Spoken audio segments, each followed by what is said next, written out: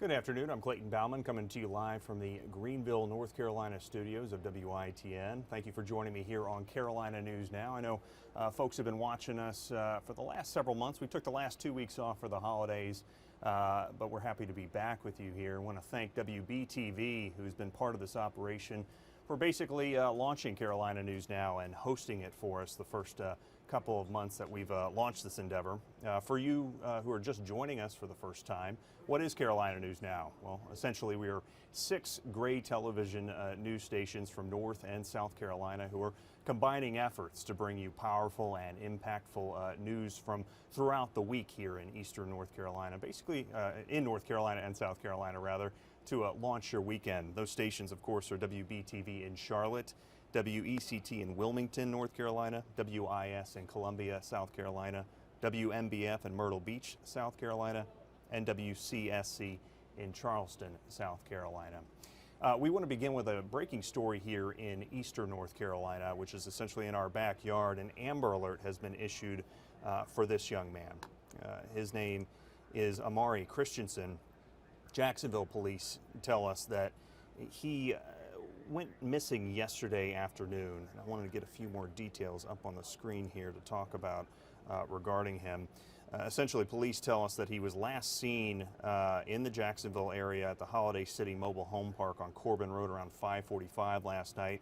We're told the boy got off his school bus around 4 o'clock yesterday, and as I said, the last time he was seen was around 5:45. Here's some video of search efforts this morning in North Carolina. We're told that crews got out there bright and early and continued to search. Helicopters and canine units have been brought in to help with that search for young Amari. The police chief asking anybody in the area to check their storage sheds, things of that nature, anywhere that a young child might be hiding right now. We have some sound from him during a press conference this morning. We've been at it for a little bit over 12, 14 hours now. And so we'll continue to treat it as a suspicious incident, but we have no evidence to think that it's we have no evidence at this time. But again, we're going to treat it as a possible abduction. Again, an Amber Alert out of eastern North Carolina for this young man, Amari Christensen. We'll continue to keep you updated on that. It is Friday, and I know a lot of folks have plans for the weekend. Obviously, you want to know how the weather is cooperating with you. For that, we have our Chief Meteorologist, Star Derry, to give you a little taste of what's to come. Well, we've definitely been hurting for rain the last couple of months. The drought monitor has been showing that we have actually had severe levels of drought across much of the Carolinas here for the last couple of weeks. But over the last week or so, we have had enough wet weather to actually put a little bit of a dent in that deficit and take much of the region back to just moderate drought or just considered to be dry levels. Still, we are going to be looking ahead at a couple of rounds of rain that could continue to help us out a little bit.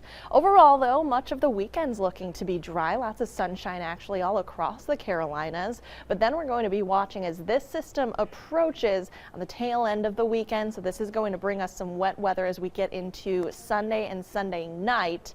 Sunday night going to be as that moves through the eastern portions of our states. Now we are looking at this staying mainly under a full inch, and it mostly is going to happen during the nighttime hours. So not going to be too much of an impact. Looks like most of North Carolina going to get about a ½ an inch of rain out of this, whereas south of Greenville and into Charleston, we're looking at just under a full inch of rain. Overall, though, going to just see this be mainly contained to nighttime hours. So again, not anticipating this being a huge event, not going to put a whole bunch of a dent in our rainfall deficit, but enough to soak the ground once again, very much like we had more so in the past week. The Storm Prediction Center outlook I did want to show you, though, that is going to stay fairly quiet and not going to be looking at any severe threats out of this for much of the region. So again, mainly just looking at this putting a little bit of a dent in that rainfall deficit. So again, just going to see the grass kind of getting wet out of this and help out any of those winter plants that we do have. We'll continue to update you, though, of course, so keep checking back in. All right, Chief Meteorologist Star Derry with your forecast to help you plan your weekend. I want to switch gears to a sad story now out of western North Carolina that we've been following. Final goodbyes are underway for a highway patrol trooper who was involved in an accident. This is a processional that took place just a couple hours ago for Trooper John Horton. His body was taken to Isothermal Community College in Forest City, North Carolina. WBTV's Brandon Hamilton has more on the tragic circumstances surrounding the accident that took 2 lives. This is such a sad story. Your heart breaks for both families. And in Mooresboro, you can definitely feel the outpouring of support. Tuesday night, investigators returned to the scene, piecing together what happened roughly 24 hours earlier. This crash shocked the close-knit community. It's been pretty somber. It has. Normally, people coming in and out, we're always laughing and joking, and it's not quite that. According to the Highway Patrol, around 9 p.m. Monday night, Trooper James Horton was responding to help his brother, Trooper John Horton, who was conducting a traffic stop at High Shoals Church Road and Goods Grove Church Road in Mooresboro. Authorities say Trooper James Horton lost control of his vehicle, striking and killing his brother and the detained driver, Dusty Beck, an unthinkable situation. He's just a family guy. He's all about family and happiness. Leanne says she had just saw the trooper and Beck minutes before, working at Earl's Short Stop. The store is a meetup spot, a home away from home, she says. She remembered Beck. Every time I seen him come in here, he's always had a smile on his face, always talking, just always happy. On Tuesday, condolences were shared for Trooper John Horton. Flowers and a cross were brought to the accident scene. And silence, as this procession brought the trooper's body to Harrelson Funeral Home in Forest City. John was a good guy. I mean, he was just one of the good guys, and he's going to be missed. He is in the whole community. For Carolina News Now, I'm Brandon Hamilton.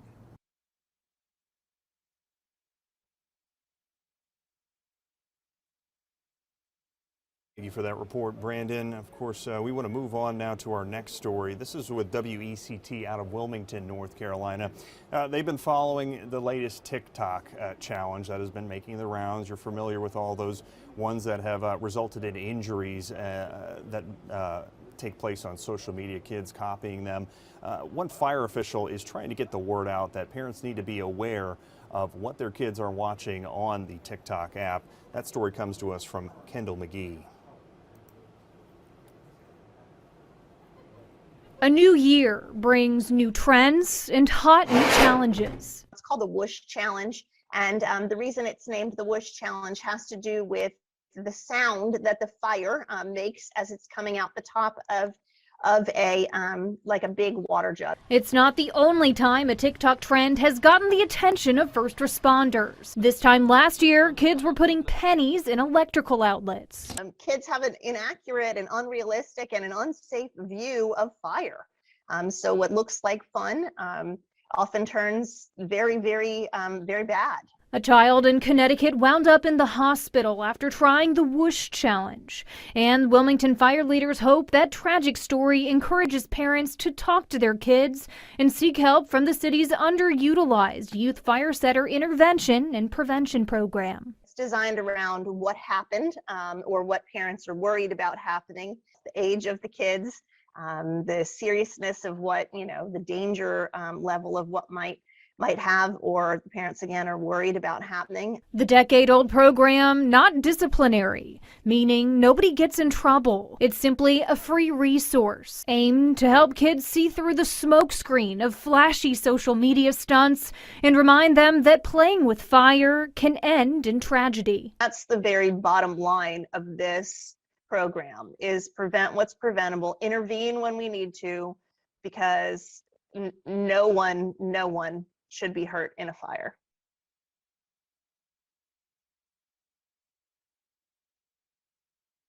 Kendall McGee with that story out of Wilmington, North Carolina about TikTok trends. We went ahead now to Myrtle Beach and WMBF right now for a report with Madison Martin. She's reporting on a fire that claimed 2 lives recently in a very quiet beach community.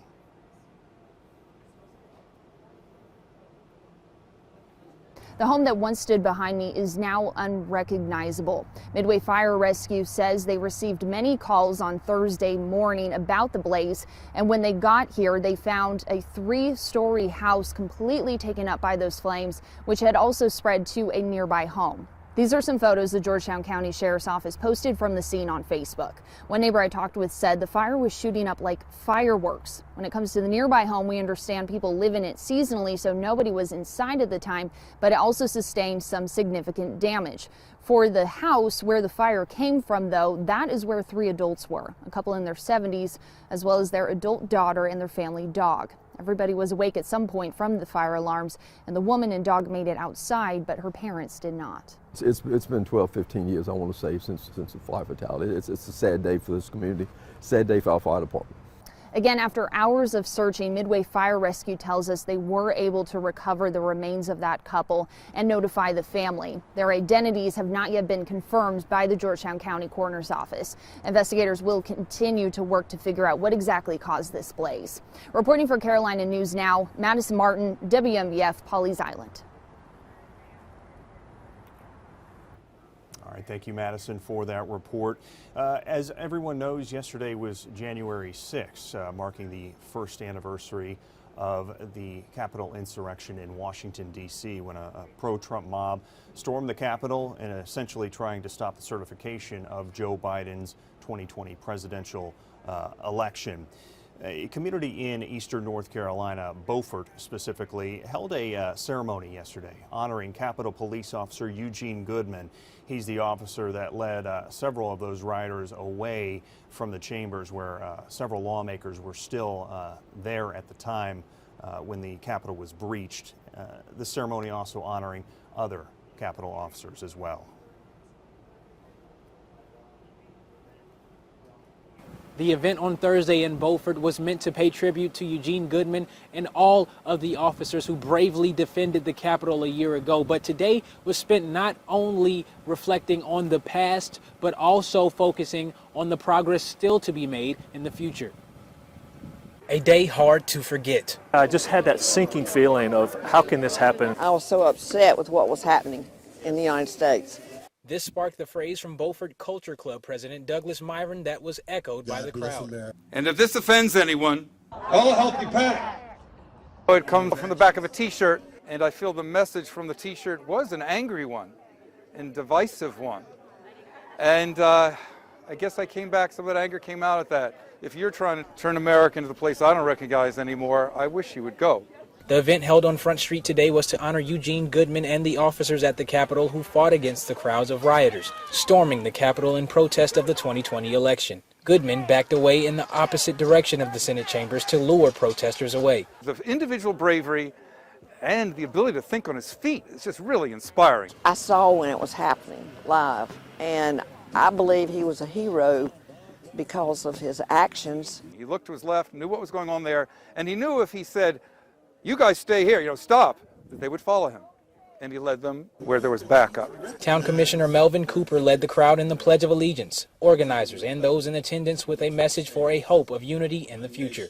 It's all about people meeting together and talking, not getting belligerent. We need to band together as Americans. The people from Beaufort, North Carolina care. And speaking how you feel and try to work together. We got to find each other. Douglas Myron made sure to point out that the Beaufort Culture Club is a nonpartisan discussion group that aims to address matters of cultural, political, and social interest and hopes that events like the one on Thursday further accomplish the organization's goals. For Carolina Now in Beaufort, North Carolina, I'm Derek Rush. All right, thank you for that report, Derek. It's hard to get through a Carolina News Now episode without having some check-in on the pandemic, the COVID-19 pandemic. We just found out here at WITN that in North Carolina, there have been 28,000 new single-day cases. That's a single-day record, and we've had a record for the past 3 days now. We're segueing to our final story of the program from WCSC regarding rural health care and the strain that they are seeing in their neck of the woods. Nick Reagan has that story. It is crazy. Within the last 5 to 6 days, we have seen it absolutely skyrocket. With just 2 providers at the Low Country Urgent Care in Walterboro, staff are overwhelmed with the number of people coming in, most of them looking for a COVID-19 test. Typically, I would say we are probably seeing up to 3 times our normal amount of patients. So currently we are seeing well over 120 patients a day. Demand for testing is the #1 driver of wait times at the urgent care, but for other rural health clinics, staffing can be as big of a problem. You know, they've got staff who are getting COVID themselves, or, you know, perhaps caring for family members at home who have contracted COVID. Winston says many of their rural hospital partners are transferring COVID patients to larger hospitals, helping to keep the doors open at some of these scattered facilities that are sometimes the only option for miles around. Certainly there has been burnout. Certainly they, you know, are working nonstop. Certainly they have staffing shortages that they're trying to keep up with. But, you know, we have not heard from any of them that it has been a dire situation or a catastrophic situation, or, you know, no one has sort of had to close their doors. Gibbons says the longer wait times has led to some aggressive behavior. Right now, she says they're simply asking for patience from their patients. In Walterboro, Nick Reagan, Live 5 News. All right, that story coming to us from WCSC out of Charleston, South Carolina. Before we wrap up this episode of Carolina News Now, I wanted to get one more check of your weather to help you plan this weekend forecast. And at least in some areas, it's going to be a cold one. Hey there, I'm meteorologist Star Dairy, and we are overall looking at a pretty nice and sunny weekend, but we will be watching for the next big system to be rolling through the Carolinas as we wrap up the weekend. You can see it really is going to bring some widespread rain to the west of us. It should slide through as we get close to wrapping up the weekend. Really doesn't look like it's going to put a huge dent in our rainfall deficit, but it'll be enough to soak the lawns, and any of our winter plants going to get a good drink of water. It does look like most of North Carolina going to get about a ½ inch of rain south of Greenville into most of South Carolina. We are going to see closer to about a 3/4 of an inch rainfall totals out of this system. Most of this, though, going to be done long before we hit the roads on Monday morning. So the good news there, but keep checking back for updates. We will keep you in the loop on the updates with this system. All right, thank you for that report, Star. And that's going to do it for us here on Carolina News Now for this episode. I'm Clayton Bauman here at the WITN studio. Wherever you're watching, be it on Facebook Live or watching on streaming, we do appreciate it. Obviously, we wouldn't have this program if we didn't have some viewers checking us out and bringing you all these powerful and impactful stories across North and South Carolina. Thank you for joining me.